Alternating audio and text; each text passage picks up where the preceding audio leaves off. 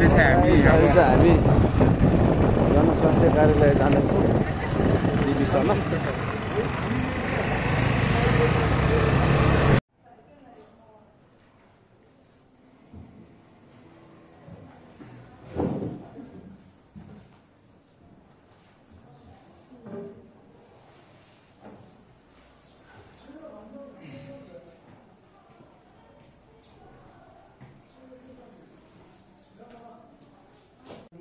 एकदम प्रख्यात संस्कृति स्कुल थियो काठमाडौँ +2 सम्म पढाउने त्यहाँ थ्याङ्क सर त्यहाँको चाहिँ छात्र छ सर होइन यो सब वडा अध्यक्षहरूको हस् थ्याङ्क यू।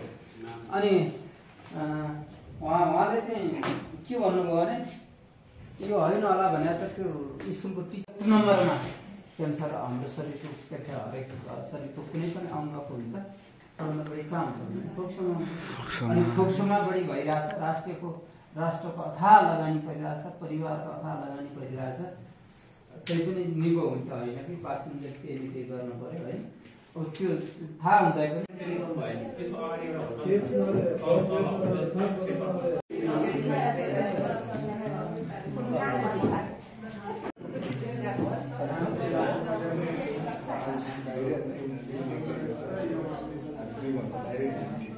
म ठाकुर पौडेल जनस्वास्थ्य कार्यालयमा अहिले नसर्ने रोग तथा स्वास्थ्य शिक्षा सूचनाको काम गर्छु। मेरो घर धादिङ। धुम्रपान मद्यपानमा चाहिँ सन् 2068मा सरकारले एउटा राम्रो ऐन ल्याउन सफल भएको हो। त्यही ऐनमा टेक्छ अहिले हामी कतै पनि। सम्पूर्ण नमस्कार, मेरो नाम निरज खड्का, म चाहिँ सुशील युवा क्लबको अध्यक्ष र आज यो जनस्वास्थ्य कार्यालय ललितपुरले गरेको एकदमै राम्रो कार्यक्रममा हामीलाई सहभागी गराइदिनु भएकोमा म धन्यवाद दिन चाहन्छु। पक्कै पनि धुम्रपान मद्यपान चाहिँ देशको एउटा ठुलै समस्या जस्तो लाग्छ मलाई र हाम्रो समाजमा पनि एकदम यसलाई चाहिँ विकास लिइरहेको छ र यसको लागि चाहिँ युवाहरूले अलिकति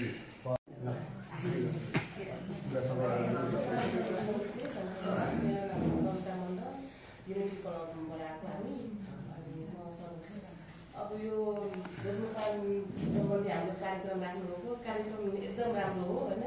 तर अब अहिलेको जेनेरेसन हेर्छु होइन, बिहान कलेज हिँडिन्छ, कलेज हिँडेको बेलामा पनि अब उनीहरू गइरहेको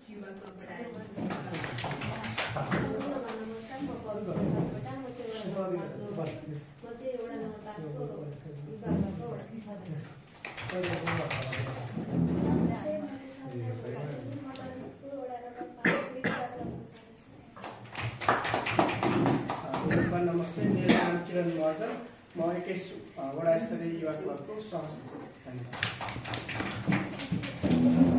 सम्पूर्णमा नमस्कार, मेरो नाम प्रेमिका महर्जन, म ललितपुर महानगरपालिका 21 खोकना वडा स्तरीय। राम्रो लाभ लिने हामीले अपेक्षा गरेका छौँ।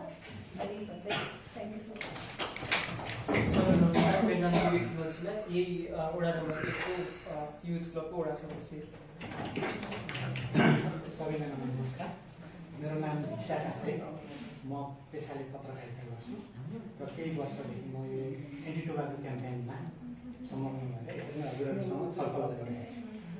हस्, धन्यवाद। हुन्छ भन्ने कुरामा टेन्टेटिभ यो मेरो हाम्रो तर्फबाट जस्तो एउटा के गर्न सक्छौँ त भन्दाखेरि एडभोकेट र अवेरनेस गरिरहेको जुन हामीले जसरी अहिले हामी छलफल गऱ्यौँ यसरी नै तपाईँहरूले गएर होइन कसरी चाहिँ समाजमा यो रोक्न सकिन्छ भनेर यसरी नै छलफल गर्ने क्या। त्यसमा कोही बच्चालाई राख्ने, वृद्धलाई राख्ने, सबैलाई राखेर हामीले यसरी नै छलफल गर्ने। हामीले जानेका कुराहरूलाई यसरी नै छलफल गर्ने। अर्को पियर एजुकेसन जस्तो एउटै समूहका बच्चाहरू बिच चाहिँ के गर्ने, छलफल गराउने, यसले हुने राम्रा कुरा नराम्रो डिस्कसन गर्ने होइन, सोसल ग्रुप बनाएर त्यहाँ डिस्कसन गर्ने, यस्ता कामहरू हामी गर्न सक्छौँ। अर्को कुरा के त भन्दाखेरि कम्युनिटी इन्गेजमेन्ट गर्न सक्छौँ।